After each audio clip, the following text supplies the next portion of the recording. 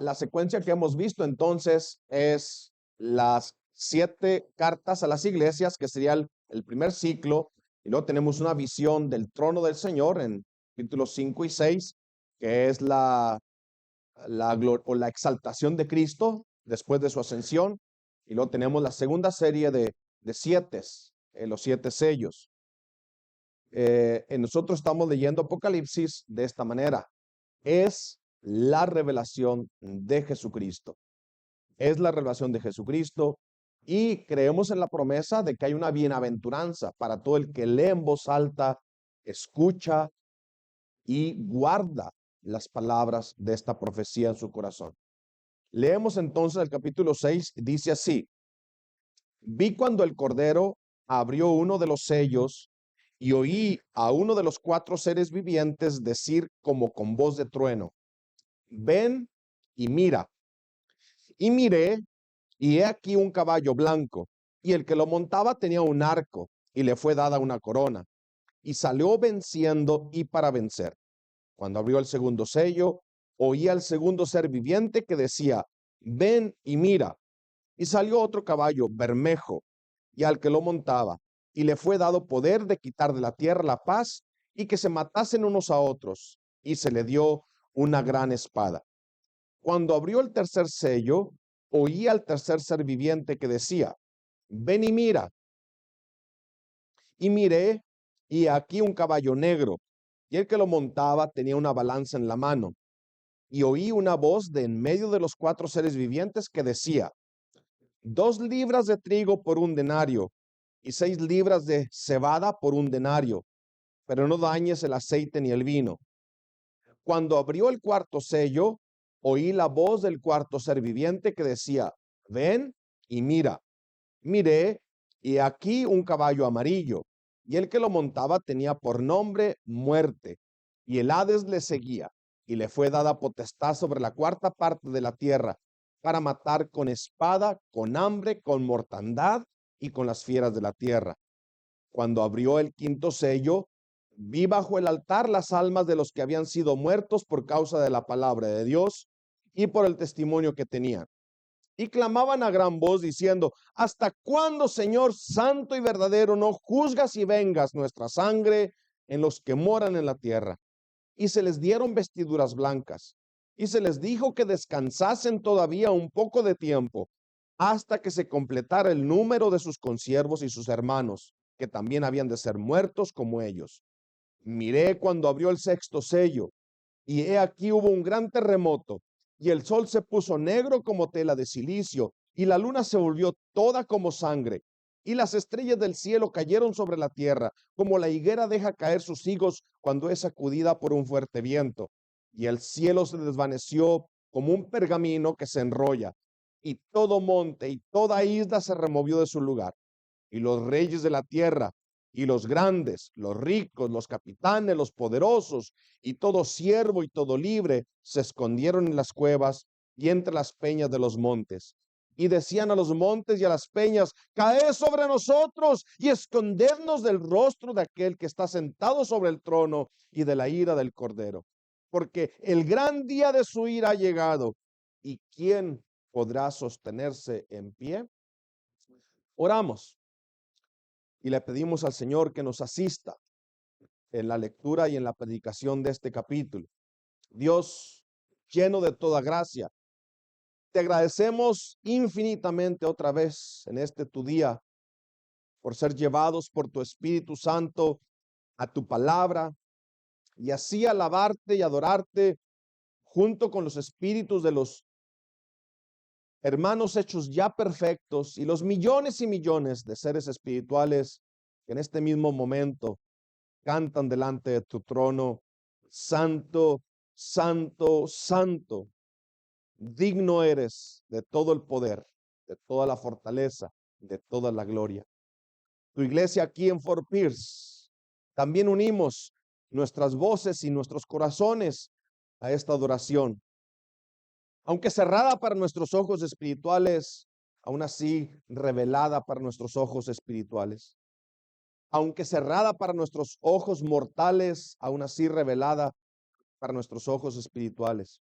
Nos acercamos a través de nuestro mediador, nuestro Señor Jesús, para adorarte. Y te rogamos que en este tu día, por tu gracia, Señor, nuestras vidas sean transformadas y encuentren el centro de la adoración verdadera. Y que así postrados a tus pies, aprendamos a escuchar tu palabra. Oh Señor, que cada corazón aquí se abra, cada oído se abra, y que con hambre y con sed escuchen tu voz. Que cada mente sea iluminada por tu Espíritu Santo. Te rogamos que nos hagas conscientes, Señor, por favor, que nos hagas conscientes de tu presencia en este lugar y que tu gloria nos sea revelada en este pasaje, que podamos conocer y saber que hoy, Señor, nos has visitado, que tú te has acordado de tu pacto eterno y nos darás refrigerio para nuestras almas. Te lo pedimos todo por los méritos y por la promesa de nuestro Señor y Salvador Jesús, de estar con su iglesia. Amén. Amén. Entonces así llegamos al capítulo 6 de Apocalipsis.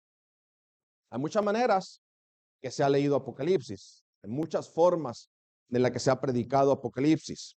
Uno lo leen como eventos exclusivamente futuros. Todo está en el futuro. Va a llegar el día en que entonces Apocalipsis se va a entender. Por lo pronto queda como un libro lleno de secretos y misterios. Otros lo leen en forma cronológica, es decir, desde el primer siglo hasta ahorita. Es más, encuentran el versículo en el que estamos viviendo en este día. Es más, se encuentra la mitad del versículo donde estamos viviendo en estos momentos. Y le encuentran sentido a todas las guerras que pasan y les buscan un versículo por allá en Jeremías, en Zacarías y en Daniel. Otros le tienen miedo, otros lo han puesto a un lado y así han evitado que sus congregaciones reciban la promesa de la bienaventuranza. No lo tocan. Es difícil de leer, es misterioso. Se necesita mucha sabiduría, solamente unos cuantos lo pueden entender. Y para muchos, este capítulo marca esa transición. Son capaces de llegar hasta el 3, muchos. Otros se atreven a ir al 5 y al 4 y al 5, pero al 6, ahí le meten frenos. Ese capítulo nosotros lo vemos de esta manera. Es la revelación presentada por el apóstol Juan, con figuras y con símbolos. ¿Cómo entendemos lo que el apóstol escribe? Si ves la figura. La frase que ahorita en este capítulo y a través de todo el Apocalipsis vas a seguir escuchando es: vi, miré. Y el apóstol, en su lenguaje personal, saturado de las historias del Antiguo Testamento, escribe lo que ve. Es decir, Apocalipsis no le es dictado, le es presentado con figuras y el apóstol Juan escribe lo que ve. Y todo eso está otra vez en su mente, saturada del Antiguo Testamento, lleno de figuras y símbolos. ¿Cómo entendemos Apocalipsis? Por lo que representan estas figuras y símbolos. Pero es la revelación de Jesucristo que Dios le dio para dársela a sus siervos. Nos cuenta de la redención del hombre, nos cuenta de la exaltación de Cristo y nos lo presenta con símbolos y ciclos de 7. Vimos el primer ciclo, las 7 iglesias. Entramos el segundo ciclo, los 7 sellos. No leemos la narración como eventos que preceden unos a otros. Y lo vemos en nuestro primer ciclo de 7 en las cartas a las iglesias. Sencillo. Los capítulos 1 y 3 son de alguna manera fáciles de entender. Son cartas personales a iglesias locales específicas, congregaciones específicas, situaciones particulares de la iglesia, de cada una de ellas. Las cartas hablan de su misión de la iglesia, las cartas hablan de los errores de la iglesia, los logros, su persecución y la promesa de victoria a todo aquel que permanezca fiel hasta el fin. Los capítulos 4 y 5 son claramente una revelación de la exaltación de nuestro Señor Jesucristo y su coronación a la diestra del Padre después de la resurrección. Recibe la misma gloria, el mismo poder, la misma alabanza que recibe el Padre, la que tuvo con él antes de la fundación del mundo, antes de la encarnación. Entonces, lógico, si los capítulos 1 al 3 es la iglesia en el primer siglo y el 4 y 5 es la exaltación de Cristo, entonces 4 y 5 son primero que el 1, 2 y 3. Entonces no lo podemos leer como una narración cronológica. Nos está enseñando con símbolos y figuras de la redención del hombre, de la exaltación de Cristo. Y nos acercamos así entonces a esta carta, siguiendo la indicación establecida en el primer versículo. ¿Cómo lo leemos? Este libro, esta carta, es la revelación de Cristo o la revelación de Jesucristo que Dios le dio para manifestar a sus siervos las cosas que deben suceder pronto. Y creemos entonces la promesa de bienaventuranza para todo el que lee en voz alta, el que escucha y el que guarda las palabras de esta profecía. Creemos sinceramente, con todo el corazón, mis hermanos, que Apocalipsis es para la iglesia de ahora, de hoy. Esta carta no solamente sirvió para fortalecer, animar a la iglesia del primer siglo. Esta carta es práctica, nos enseña cómo es que nosotros nos relacionamos con el mundo que nos rodea. Y el propósito es fortalecernos, es mostrarnos su soberanía, su poder, su propósito, por qué estamos aquí, cuál es nuestro camino, cómo debemos actuar, cuál es el rumbo que la iglesia debe llevar. El problema es que al leer Apocalipsis nos enredamos pensando que tenemos más capacidad o la capacidad para descubrir las cosas secretas de Dios. En nuestra primera clase de hermenéutica con los hermanos aquí en la iglesia bíblica de Fort Pierce, aprendimos de la escuela alejandrina y cómo ellos usaban toda la escritura y la convertían en alegoría. Encontraban significado en el color de la burra donde se sentó la María para ir a Egipto. Y alegorizaban y espiritualizaban todo. Y decía el maestro, esta forma de interpretar la Biblia convierte a la escritura en una plastilina. ¿Cómo es la plastilina? El intérprete le da la forma que él quiera y la convierte en lo que él quiere. Pero un niño lee Apocalipsis y le entiende. Le entiende porque sabe que está leyendo un libro muy parecido a las Crónicas de Narnia. El relato nos presenta verdades representadas con figuras y símbolos. Es una carta que narra la revelación de Jesucristo así, viendo. Entonces vas a entender viendo las figuras. Vemos los símbolos y lo que esto representa. Cristo es el cumplimiento de todos los símbolos y figuras. Él es el mediador del nuevo pacto. Él es el que lleva a su consumación el propósito eterno de Dios. ¿Cuál era el propósito eterno de Dios? Reunir un pueblo sacado de entre todas las naciones para su gloria.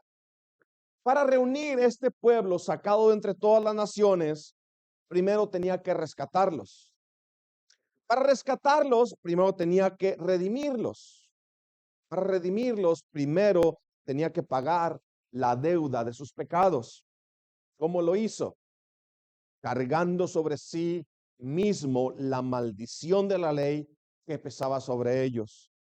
Y por los méritos de su obediencia, los justifica delante de Dios. Luego, este pueblo rescatado es enviado al mundo de donde fueron rescatados. Van al mundo violento, con el mensaje de reconciliación para con Dios por medio de Jesucristo. Vemos entonces nuestra serie de 7 sellos y creo, sin condenar a alguien que divida el capítulo de otra manera o lo predique de otra forma, creo que la división es clara. Es la iglesia enviada al mundo. Y luego le explica al Señor cómo ese es el mundo a donde va a ir. Sobre aviso no hay engaño. ¿Quieres venir y servir a Cristo? El mundo se convierte en un lugar hostil para ti. Y eso es el primer punto. La iglesia que es enviada al mundo, de los versículos 1 al 8. Vemos entonces en los versículos 9 al 11, el quinto sello. Estos que fueron enviados al mundo fueron rescatados del mundo. Y luego vemos los versículos de 12 a 17. Estos que fueron enviados al mundo, que fueron rescatados del mundo, ahora son librados del juicio que viene sobre el mundo. Veamos entonces los primeros 8 versículos. Enviados al mundo. Esa figura de los 4 caballos de Apocalipsis es muy famosa. Se han hecho películas, se han hecho sermones sensacionalistas. Todo el mundo le encuentra significado a los caballos. Pero quiero decir una cosa, los caballos no tienen ningún significado. Es el jinete el que pone atención la escritura. Déjeme sugerirle que aquí Juan, que recibe esta visión, y la iglesia del primer siglo entendieron perfectamente al escuchar los primeros 4 caballos y sus jinetes, entendieron perfectamente su situación dentro del Imperio Romano. Es el pueblo rescatado que es enviado al mundo con un mensaje que el mundo va a rechazar. El testimonio de la palabra va a causar que el mundo se convierta en sus enemigos.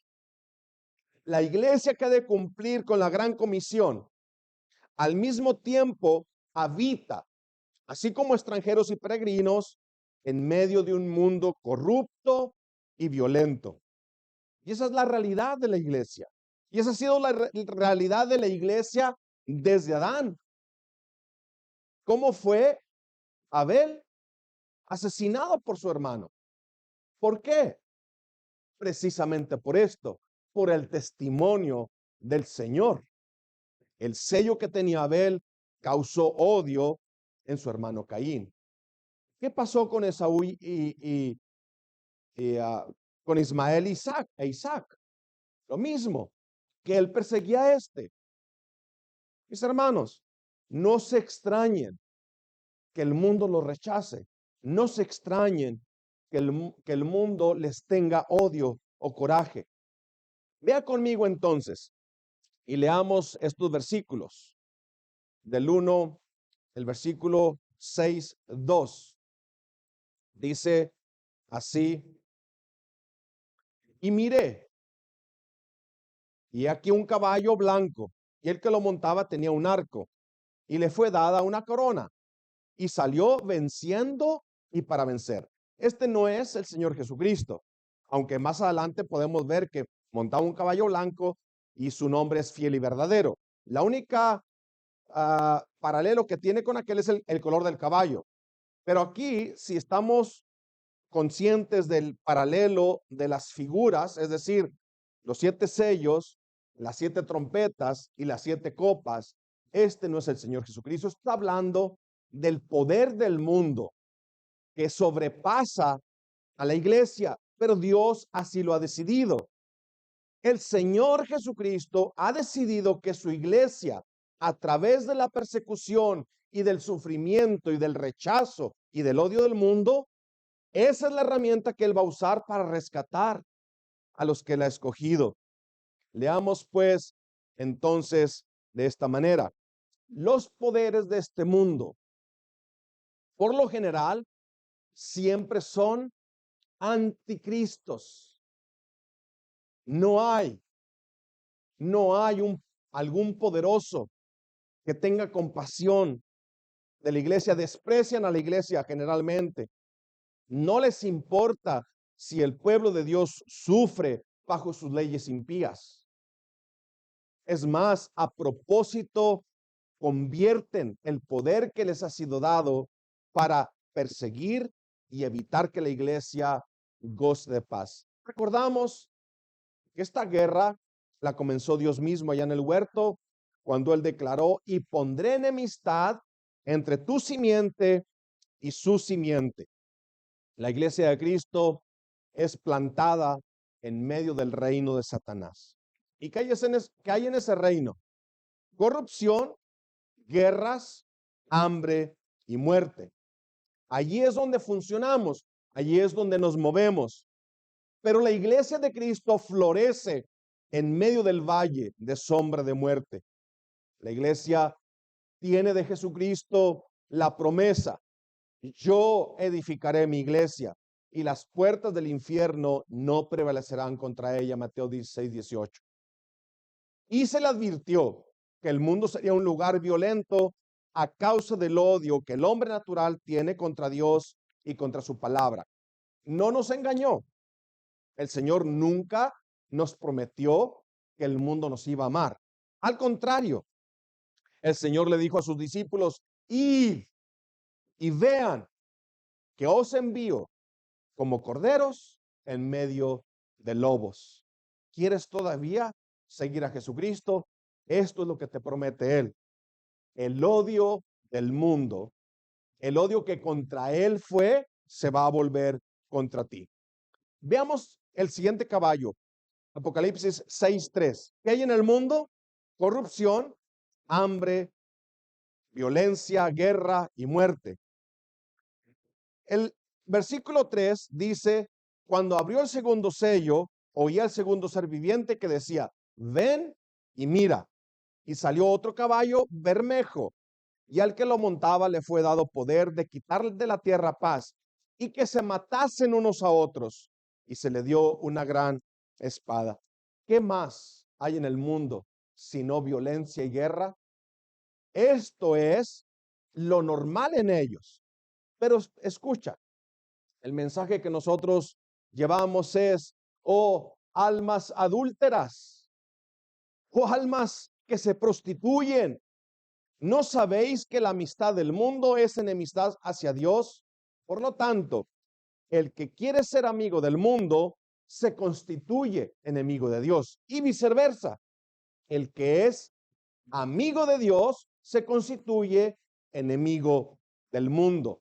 No hay paz, no hay paz. Lo normal en el mundo es guerra. El mundo no conoce sino el conflicto. Y el hombre vive en una guerra constante contra Dios, consciente o inconscientemente. Si tú no estás en Cristo, tienes un pleito contra el Señor. Consciente o inconsciente, lo podrás negar, pero al escudriñar tu corazón, te encontrarás que tú no amas a Dios, más bien lo odias. Y esa es la causa. El odio contra el Señor y el rechazo contra el Señor se traduce en que se matan unos a otros. Escucha, mi hermano, somos nosotros los redimidos, los que entendemos el mandamiento de amarnos unos a otros. Y aún a nosotros esto no se da fácil. No se da fácil. Hay que batallar y hay que dominar la carne. Hay que someterla a la obediencia por el poder de una vida nueva. El amarse unos a otros no es natural. Efesios 4:22 dice: en cuanto a la pasada manera de vivir, despojaos del viejo hombre que está viciado conforme a los deseos engañosos. El mundo no conoce sino guerra y violencia. El amor entre unos a otros se conoce en la iglesia, y eso solamente por el poder transformador del Espíritu Santo. Pero al creyente, el que ha sido rescatado y entiende de qué ha sido rescatado, ¿No le preocupan tanto las guerras del mundo como la guerra interior que tiene él? La guerra espiritual con la que batalla diariamente es más seria que la guerra de Ucrania con Rusia.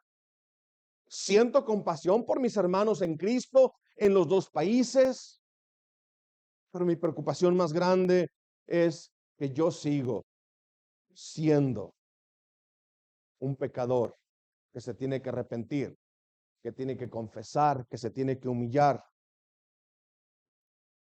Y mis hermanos, entonces veremos que la iglesia perseguida sufre más por los ataques de falsas doctrinas, falsos maestros y falsos hermanos que la violencia de hombres impíos. Tenemos corrupción del gobierno, de los gobiernos, poderes de este mundo. Tenemos la guerra. Tenemos hambre. Hambre. Apocalipsis 6:5.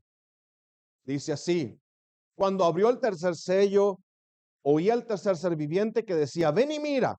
Y miré, y aquí un caballo negro, y el que lo montaba tenía una balanza en la mano. Y oí una voz en medio de los cuatro seres vivientes que decía: 2 libras de trigo por un denario, 6 libras de cebada por un denario, pero no dañes el aceite ni el vino. Es decir, apenas sobrevive. Corrupción, guerra, hambre. La tierra produce, el Señor nos bendice y la corrupción del hombre no deja que la comida llegue a todo el mundo.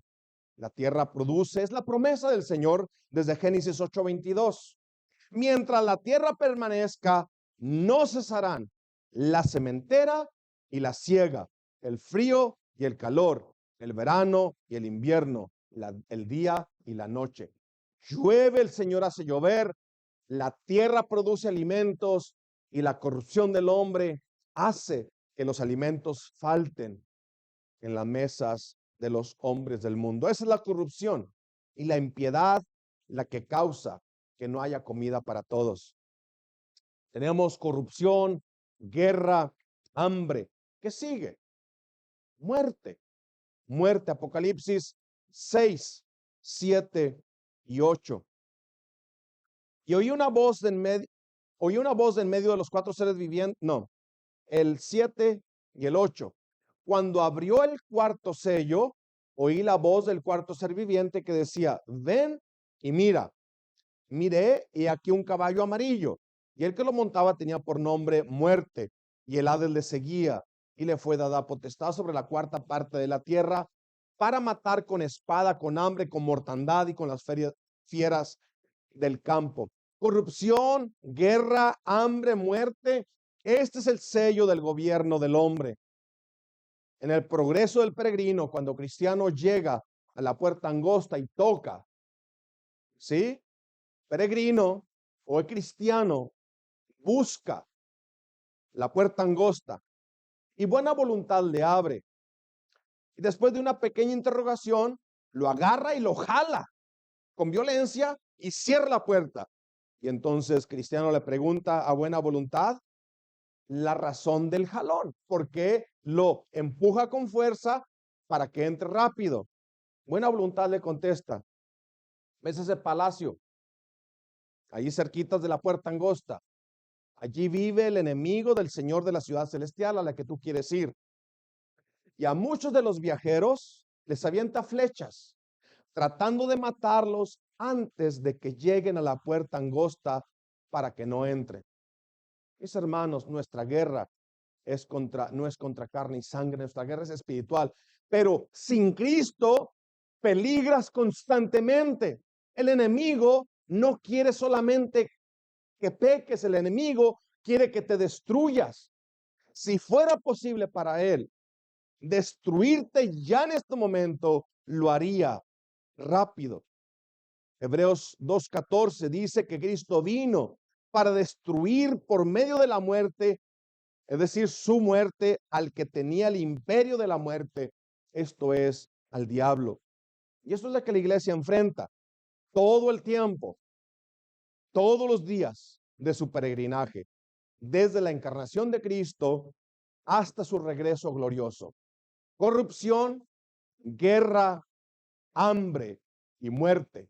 A este mundo es al que somos enviados con el mensaje de salvación. El pueblo del Señor, los rescatados, los que son enviados a predicar al mundo las buenas nuevas, han sido rescatados de ese mismo mundo al que son enviados. Así llegamos a nuestro segundo punto. Enviados al mundo, rescatados del mundo. Vea conmigo Apocalipsis 6, del 9 al 11. Ese es el pueblo que ha sido rescatado del mundo.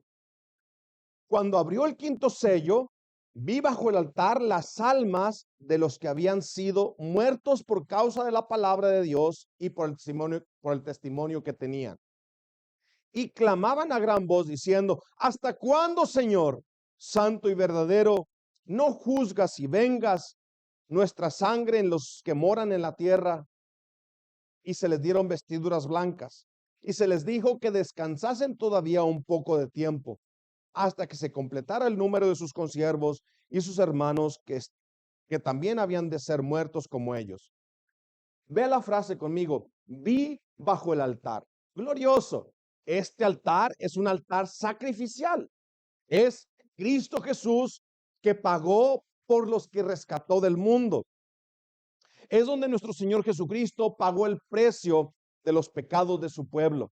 Este altar es un recordatorio que la única razón por la que están allí es porque sus pecados o su deuda ha sido pagada y el cordero que fue inmolado los rescató.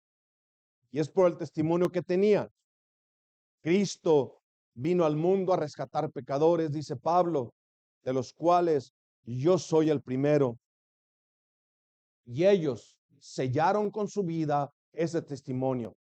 Cristo vino al mundo a rescatar pecadores, pero al pecador no le gusta que le digan que es pecador. Cristo vino a darte abundancia de bienes. Eso está bien, aplaudido. Cristo vino a darte salud. Bien. Cristo vino a salvarte de tus pecados. ¿Cuáles? Y el hombre se queja y refunfuña y rechaza que se le predique y que se le enseñe lo que Dios demanda. Pero cuando entran en conflicto y en tribulación, reclaman por qué Dios no hace algo. Cuando se les presenta la salvación, el evangelio, se les dice: esto es lo que el Señor ha hecho, y cierran sus oídos. Y cuando entran en conflicto, dicen: ¿por qué el Señor no hace nada? Ese es el mundo del que fuimos rescatados, y el precio del mensaje fue su vida misma. Al ver entonces la iglesia perseguida y maltratada, quizás también nuestra pregunta sea la misma: ¿hasta cuándo, Señor? ¿Hasta cuándo permitirás que tus santos sean despreciados y perseguidos? Es la oración de la iglesia. En Apocalipsis 22:20 dice: el que da testimonio de estas cosas dice: ciertamente vengo en breve. Amén. Sí, ven, Señor Jesús. Y oramos: hágase tu voluntad como en el cielo, así en la tierra. Venga tu reino. Gobierna, Señor. Destruye tus enemigos. ¿Hasta cuándo? ¿Hasta cuándo, Señor santo y verdadero, no juzgas nuestra sangre en los que moran en la tierra? ¿Hasta cuándo, Padre, podremos ver el desprecio del mundo por tu iglesia? Y la respuesta es silencio. No se le da una respuesta, ni se le explica cuándo será el día de la venganza, ni cuándo el día de la ira de Dios. ¿Cuál es la respuesta? Dice el versículo que se le dan vestiduras blancas. Para ti, mi hermano, el conflicto más grande, en medio del dolor más terrible, en medio del precio que tengas que pagar por el testimonio de la palabra, el más grande, este es tu consuelo.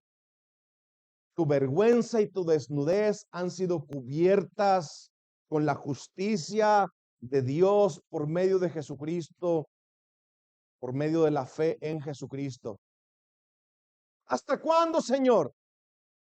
Estás cubierto.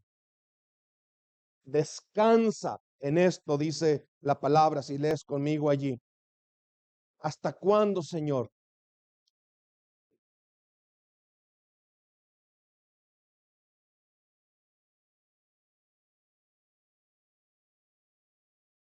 ¿Hasta cuándo, Señor santo y verdadero, no juzgas y venga nuestra sangre en los que moran en la tierra? El versículo 11. Y se le dieron vestiduras blancas y se les dijo que descansasen todavía un poco de tiempo. ¿En qué descansan? En que su vergüenza y su desnudez está cubierta. Puedes descansar un poquito más. ¿Por qué?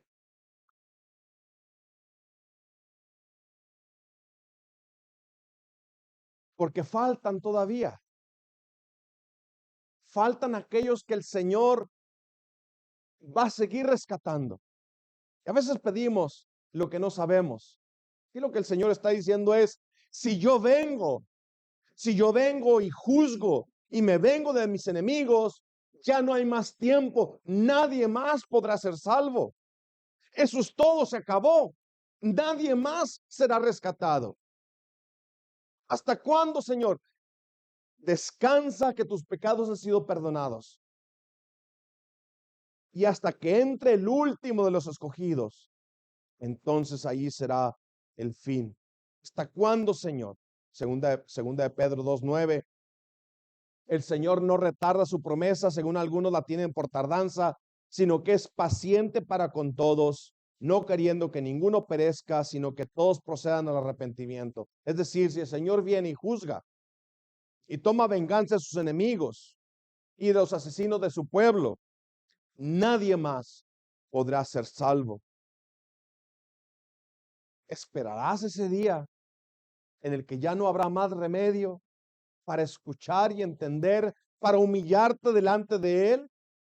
Oh, que el Señor nos conceda que este sea el día en que tus oídos se abran y escuchen del peligro que corres constantemente. El Señor no retarda su promesa, es paciente. ¿Hasta cuándo, Señor? Descansa. Faltan todavía por entrar. Y cuando el Señor regrese, entonces será demasiado tarde para el arrepentimiento y el perdón. Será demasiado tarde para ti. Él ha establecido un día, es decir, el día en que juzgará al mundo con justicia. Ese día no se adelantará ni se atrasará. Está establecido. Enviados al mundo, rescatados del mundo, librados del juicio del mundo. Los versículos 12 al 17.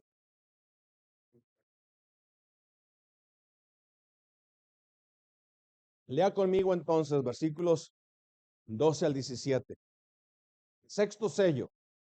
Miré cuando abrió el sexto sello, y aquí hubo un gran terremoto, y el sol se puso negro como tela de silicio, y la luna se volvió toda como sangre, y las estrellas del cielo cayeron sobre la tierra, como la higuera deja caer sus higos cuando es sacudida por un fuerte viento.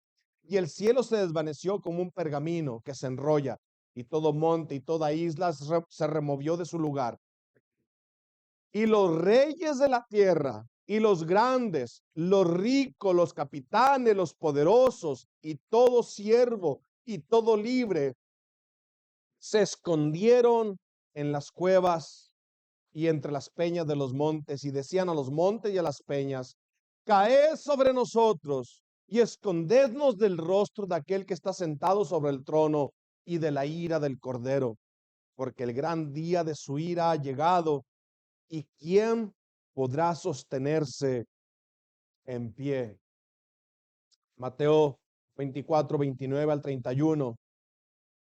El Señor Jesucristo nos da un adelanto de este día.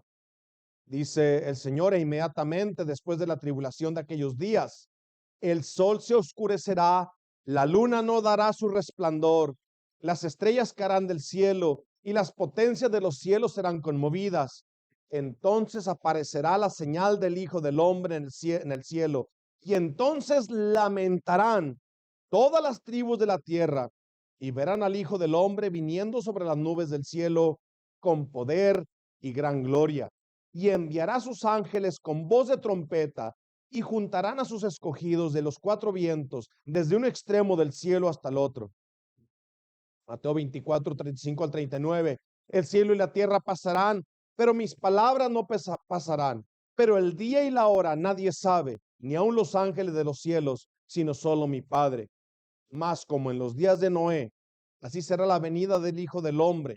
Porque como en los días antes del diluvio, estaban comiendo y bebiendo, casándose y dándose en casamiento, hasta el día en que no entró en el arca.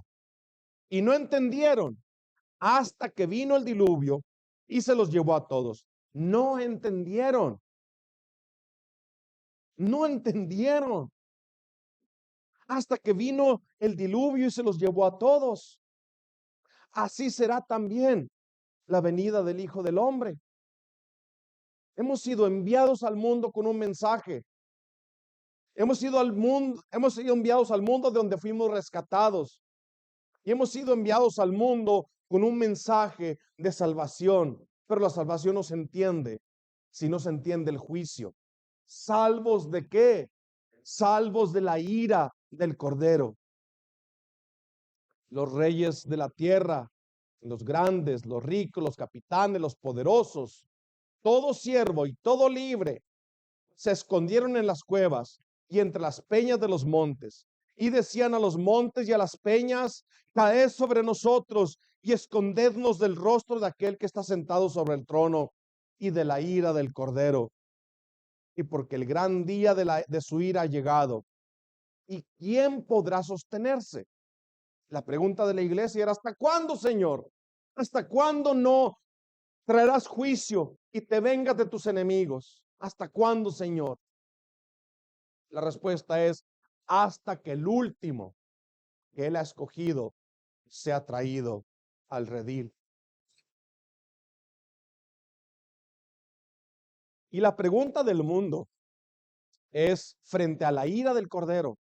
Y ya la idea de un cordero airado es algo contradictorio. Los corderos no son iracundos.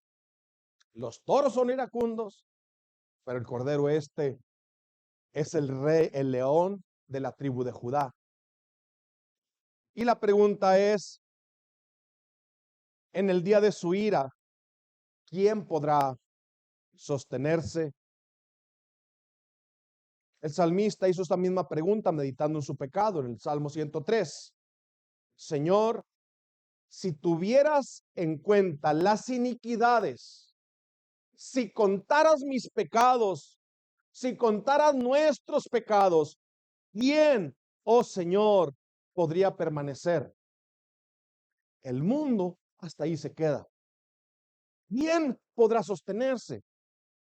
Eres tú que escuchas el mensaje esta mañana, que sabes que en el Señor hay perdón. El salmista sigue así en el Salmo 103. ¿Quién podrá, Señor, permanecer si cuentan nuestros pecados? Todos nosotros sabemos que es imposible sostenernos delante de Dios si nos hace un juicio con justicia, sin misericordia. Tú sabes, tú conoces que has pecado y sabes que es imposible justificarlo. Pero la respuesta es sencilla: en ti hay perdón para que seas temido. Espero en el Señor, en Él espera mi alma, y en su palabra tengo mi esperanza. 3 veces: espero en el Señor, en Él espera mi alma, y en Él tengo mi esperanza. Mi alma espera en el Señor. Oh Israel, espera en el Señor, porque en el Señor hay misericordia y en Él hay abundante redención, hay abundante perdón. Él te redimirá de tus pecados y de todas tus iniquidades cuando el día de la ira de ellos es el día de la ira de ellos. Pero para ti hay un altar que te protege, el altar donde Cristo Jesús pagó tus pecados. Para ti, misericordia. Para ti que has creído, misericordia. Una misericordia y gracia que no te corresponden. Te son dados gratuitamente por confiar en Cristo. Para ellos, justicia sin misericordia. ¿Quién podrá sostenerse? Los que esperan en el Señor y nadie más. Hemos sido enviados al mundo. Hemos sido rescatados del mundo y seremos rescatados de la ira, del día de la gran ira que espera el mundo incrédulo. Oramos así. Gracias, Señor, por tu palabra. Gracias infinitamente por abrir nuestros ojos a la maravilla de la redención en Cristo. Oh, Señor, que fuera hoy el día en que tú rescatas aquí en esta congregación pequeña. Oh, Señor, que fuera hoy el día en que tú traes de las tinieblas a la luz aquellos que aún no han creído. Oh, Señor, que fuera hoy el día que una boca más se abre y confiese que solamente en Cristo hay salvación.